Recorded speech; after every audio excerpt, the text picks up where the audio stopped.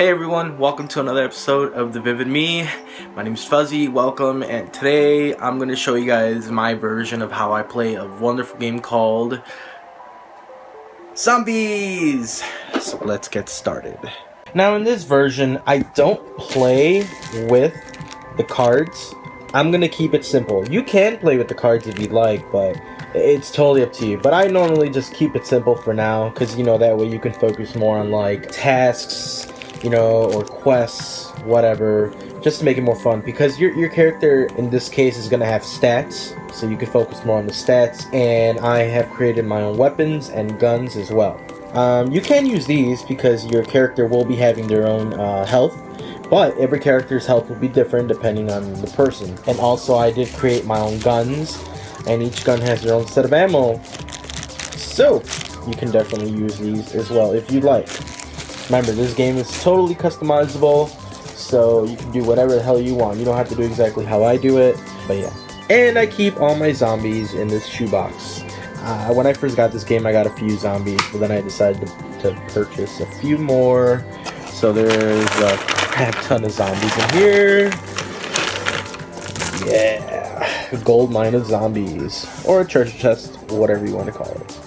Another part that I have also added to this game is the different kinds of die. But don't worry, it's going to be a lot more simple than you think. Mostly I had these die depending on your stats, whatever level you're at. So I have a D4, a D6, D6, D8, D10, a D12, and a D20. Oop, there we go.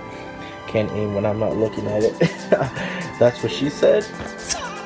I gotta stop.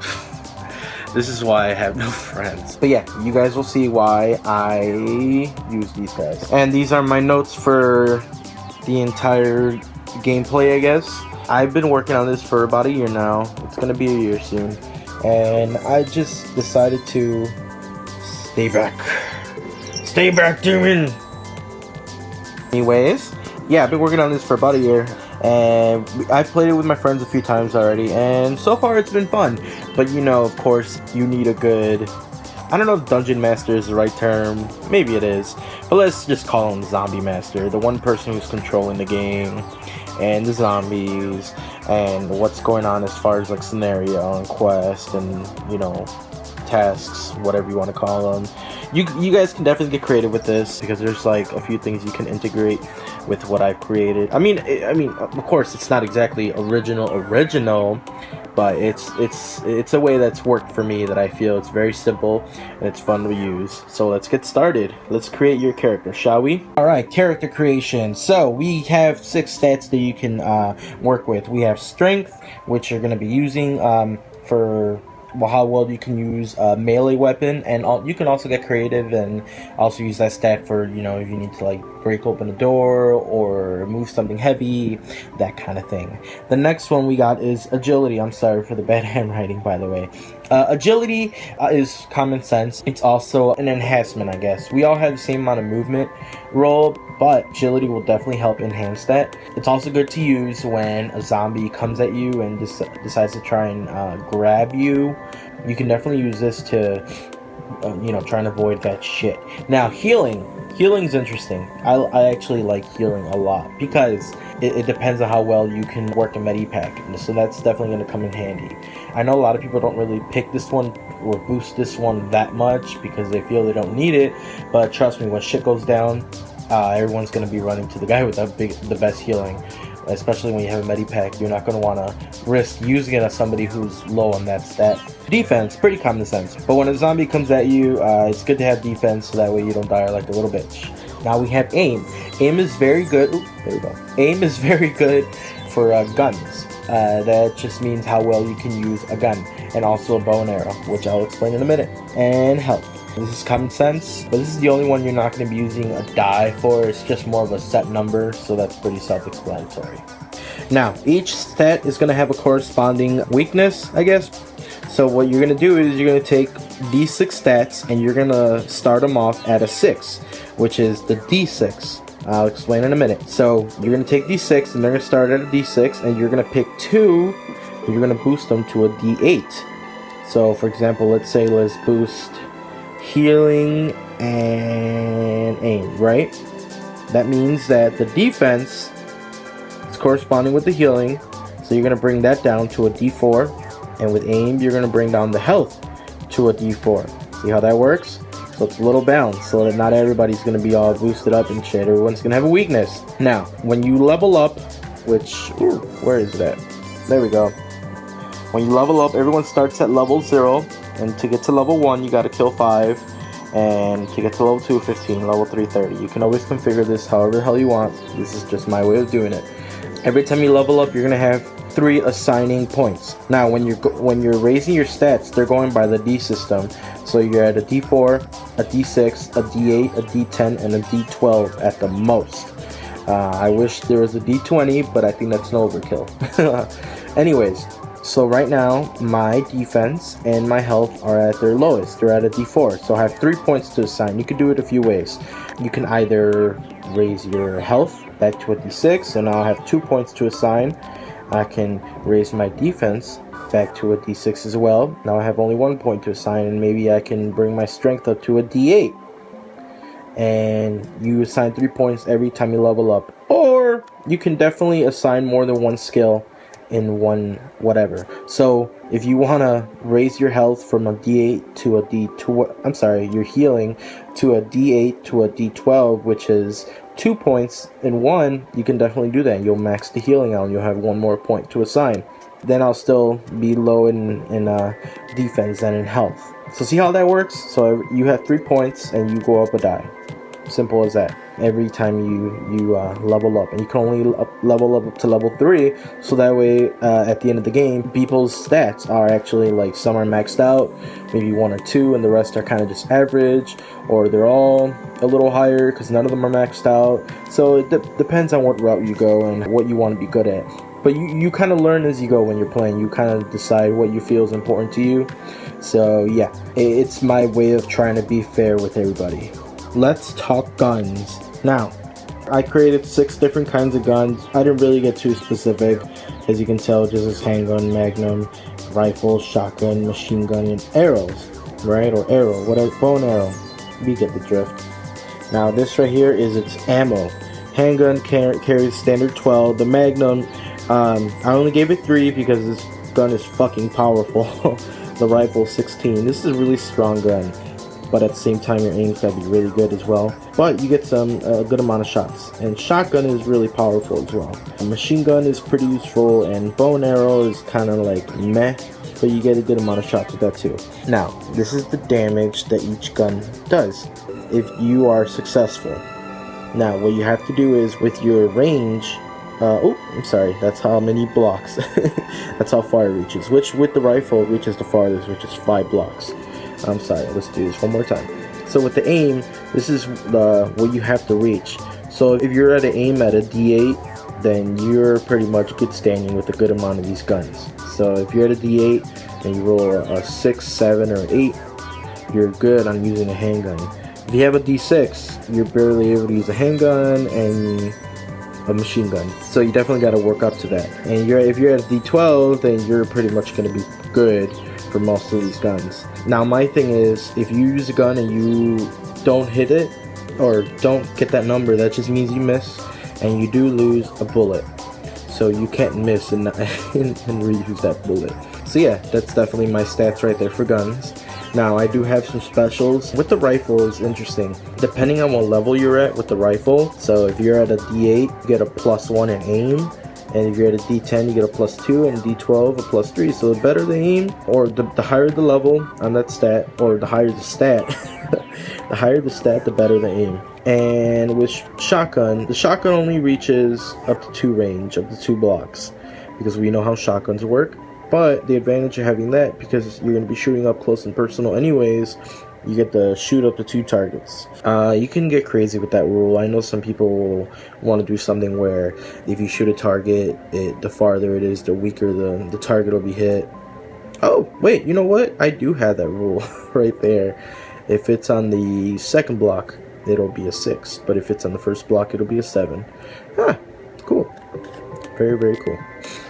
Now with the machine gun, the damage is you rolling a D8. So that way it's always different, because you know machine guns shoot multiple times in one shot, whatever. And bow and arrows is straight 5. So yeah, these are the guns. Now we're at melee weapons. Now I try to balance these out as the guns, so that way you're either really good at aim or you're really good with strength. Or you could be both, but then you're gonna suck at other aspects of the game. But anyways, so the strength is the same thing as you would do aim. You have to be able to roll that number, depending on what level you're at, to be able to use that item. So we got a stick, which is the easiest to use, because all you have to do is get a 5. We have an axe. Oop, shaky, sorry. We have an axe, we have a hammer. Oh, obviously the axe is heavy, I guess. And it's very, very powerful. The hammer, it is kind of heavy, but it's not as strong. The machete is self-explanatory. I was thinking Jason when I did this. And a baseball bat, can't forget the baseball bat. Now I like that the damage is stronger than the strength because it's a pretty light item, but it'll pack a fucking punch. And a chainsaw. Now, with the chainsaw made it pretty accessible to use, but it's also very fucking powerful. As you can see, it gives 12 damage, which is the highest anyone's defense can go. So yeah. Oh, the one thing about chainsaw and a magnum is they're much harder to get than the rest of these items, so I'll explain that in a minute. Let me show you these effects. Now I try to get a little bit more realistic here. Now with the stick, if you get a 10 or higher from using a strength roll, well, you discard it because the stick breaks. Now I thought it was pretty cool because that just means you're really, really strong and you broke the 4 stick. Now with the bat, it's a little stronger than the stick, I guess. So if you roll a 12 with a baseball bat, that means you're really, really fucking strong and you broke that shit. So I just thought I said that just so it wouldn't be as powerful. I guess like an overkill. And last but not least, a chainsaw. Must roll for strength twice when first activated. So that way you have to roll that 2 times the first time you use it. So it's like you're turning it on. I don't know why I did that, but I just thought it'd be fun. And then it only lasts for 3 turns.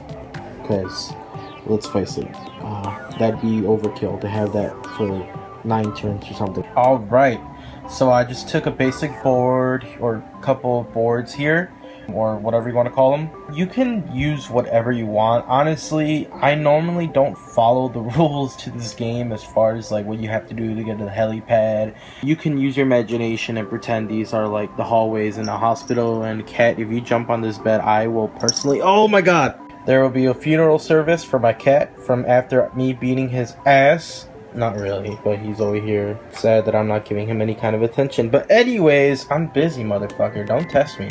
I'm mean. Anyways, yeah, so you can pretend these are like hallways if the scenario is maybe a hospital or an abandoned building, whatever.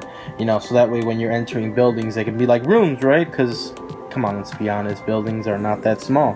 So I have 3 different kinds of zombies here. Now there's my guy right there. I usually pick a blue guy. And these are the regular zombies. Now the regular zombies, I gave them stats. Well, I gave all of them stats, really. Now with the regular zombies, they have an attack of a d6. So how that works is, if, say, this is a d6, and say your defense is, let's do a d10, right? So this is a d10. So if your attack is a d10, you roll d10 and you get a 3, right? So now they roll for their defense, which is a 1. So you pretty much kill them. Now I don't give the bad guys, the zombies, any health stats. It's just if you beat their number, they die. Simple as that.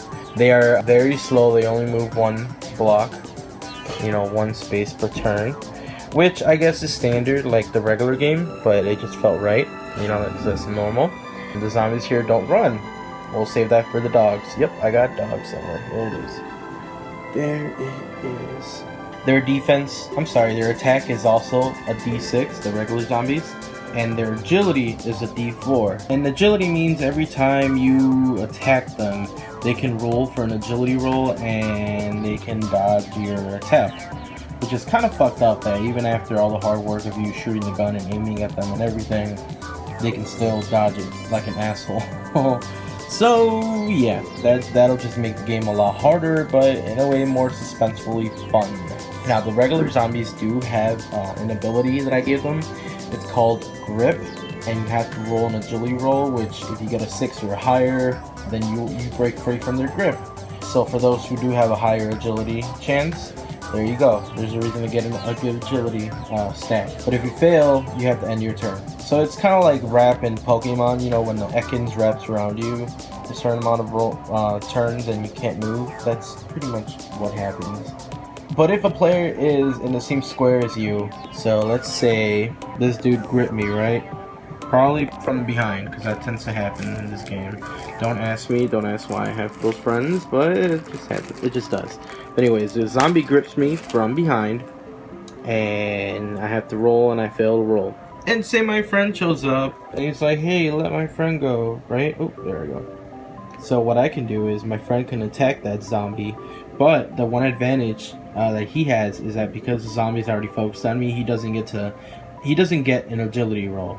So he automatically hits that zombie after he does whatever rolls he does, whether it's to shoot him or to attack him with a weapon.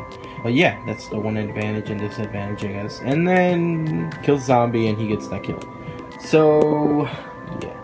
Alright, and that little clear zombie-ish looking thing, that's another zombie. I call him a mega zombie, actually. He's a lot harder to kill. His attack is at a D10, which is pretty fucking powerful. And his defense is a D12. So he can pretty much avoid just about... Well, he can avoid most attacks, even a fucking Magnum. That's how strong he is, if he gets his roll right. This dude gets to roll 2 blocks instead of 1. Boom. Alright, let's bring him back here. And his agility is 8, so he's also pretty fast too. So it's bad enough you gotta beat his defense if you hit him. But yeah, he has an adrenaline punch. That's his special ability. Now, I guess I overpowered him, but it's good. I'm glad I did, because it'll make the game more fun, and it'll actually make you fear this monster. Because sometimes, you know, these zombies are easy to kill, and me and my friends get a little cocky because we're just over here killing zombie after zombie. So I wanted to create something that was at least fearful, so you know, like, oh shit, I don't have enough ammo, or I'm not strong enough, or whatever, I gotta run away. You want that kind of stuff going on in your game. It's a scary game, right? It's supposed to. So it's called Adrenaline Punch. And what that does is that when he does his attack, which is a D10, if he gets a successful 10 on his roll, he adds +3 to the damage he's already giving you. So if he rolls a 10 and you roll maybe a 5 on your defense roll, then you're gonna get the difference of the damage +3, so you're getting 8 damage. Now the most you can get is 12, but chances are you're probably between 8 and 10, even at level 3. So that's a pretty strong attack, and you don't want that to happen to you, because then you're gonna die. Well, you probably will die, but yeah. That is a strong motherfucker. And last but not least is Zombie Dog. Now his attack is also normal, just like a regular zombie, which is a D6, but his defense is a little lower because he's a little weaker. So it's at a D4. So they're easier to kill, but these dudes are freaking fast. So they'll move 3 steps per turn. And they're also really fast for having a high agility, which is at a D10, so they're kind of hard to hit sometimes. Now, this dude has a very similar ability to the regular zombie. It's called the Takedown, and you gotta roll 9 or higher before your movement to break out of that takedown. And same thing, if a buddy wants to come out or help you, he can definitely hit the zombie. If he hits the zombie, then the zombie won't have an agility roll to try and avoid it. So yeah, the Zombie Dog is very vicious, and they're very fast, but they're very easy to kill if you can hit them. And with the items that we have, whether it be guns or melee weapons, what we do is we have to roll for them. So when you find an item, and wherever it is that you find them, you have to roll D20, and whatever number you get, where is it? Oh, whatever number you get, that's the item you get. What I do normally is I try and make it easier to get the stick and the handgun.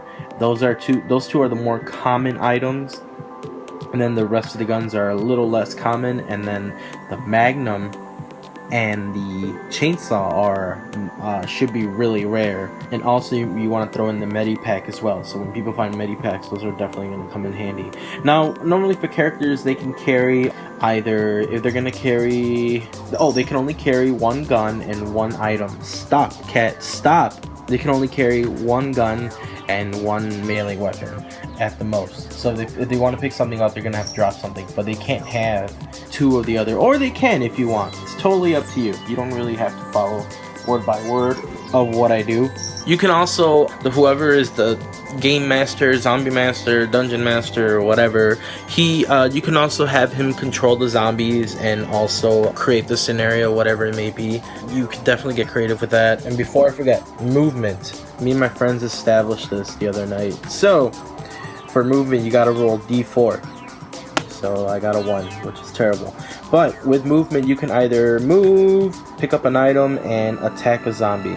Now, just like the original zombie game, when you reach the same space as a zombie, or if you start off that way, you have to fight that zombie.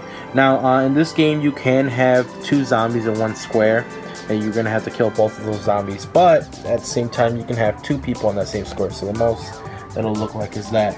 So you can have 2 on 2 or 2 on 1, whatever you guys, however you guys want to do it.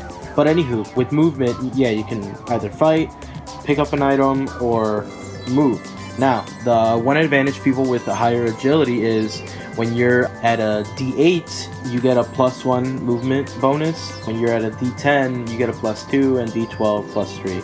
So that way, if you're focusing on agility and movement, that's definitely a good thing to have. That's just how we have it. It works, and it's been fun so far. So there you have it, guys. I know I'm terrible at explaining things, but I'm hoping to make a video where me and my friends are actually playing the game, just to kind of give you a better idea of how the game works. But it's real simple to do. Once you get the hang of it, it's pretty fun, and whoever's zombie master at the moment will try and fuck you over in a fun way, you know? That's what we always do anyways. But yeah, we'll see you guys later, and if you guys want to make some extra money, check out my website, getpaidwithfernando.com. It's really cool. Definitely check that out. I will see you guys some other time. Make sure to thumbs this video up, subscribe, all that good stuff. I'll see you guys later, and actually I already know what the next video is gonna be, so I'll see you guys in a bit. Peace. Kind of just hopefully to make me a little more mature, because I'm, you know, God knows where my brain's at. What? Say hi, buddy. Anyways, you guys already know I don't act my age. Grown ass man acting like I'm 12. I want some pizza now. Chuck E. Cheese. Off topic.